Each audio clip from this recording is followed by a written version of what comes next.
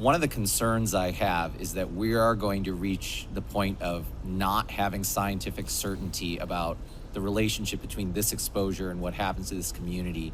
And it's very clear with any type of disastrous event like this was, there's an impact just from being in a disaster for the individual and the community.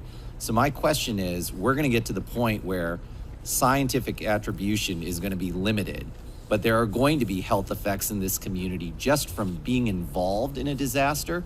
What is the thought process of the administration on how to address that and to recognize that the duration of need for this community is going to go well beyond the testing of soil, air, and water just from having been involved in a traumatic event like this?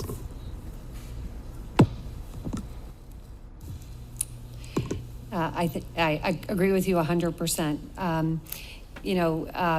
The worry and the angst that people are experiencing as a result of this is really, it's hard, and it lasts a long time. And, we're just coming off 3 years of COVID, where people experienced that sort of angst for a long period of time, and we're still having to address the behavioral health concerns raised by COVID.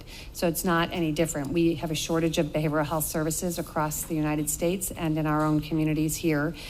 So we are sort of thinking about how do you build the pipeline of behavioral health support? How do we provide that through existing organizations, through our schools, through our aging populations? So this is a new event, but it's not very different. As you said, when you have emergencies, it creates angst and worry in people.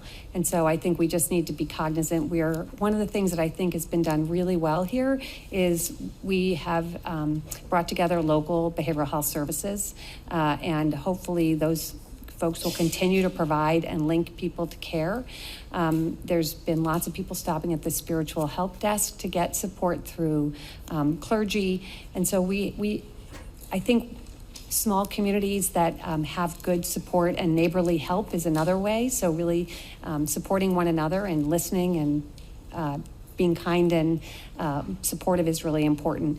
I think as we discover the need, we'll try to respond. But really there is a need for behavioral health support ongoing. And it's not just behavioral health support, it's also physical health needs, because as we know, behavioral health does lead and contribute to heart disease and stroke risk and other things. So I think we're here to listen and to have people tell us what those needs are, and we're going to try to do our best to provide the services that people need, but open to hearing that.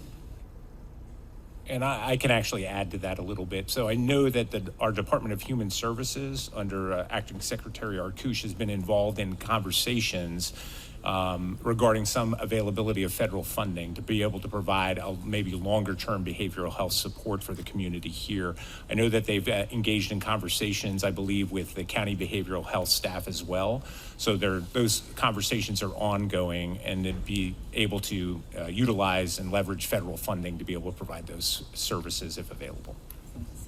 Yeah, I would just add, and for my colleagues who are here locally, that this is going to require a significant investment, not just in the behavioral health realm, but also in the physical health realm and in the community health realm. And so thinking about this beyond just the attribution of what's going on with these particular exposures is going to take a much longer period of time that we need to keep a focus on.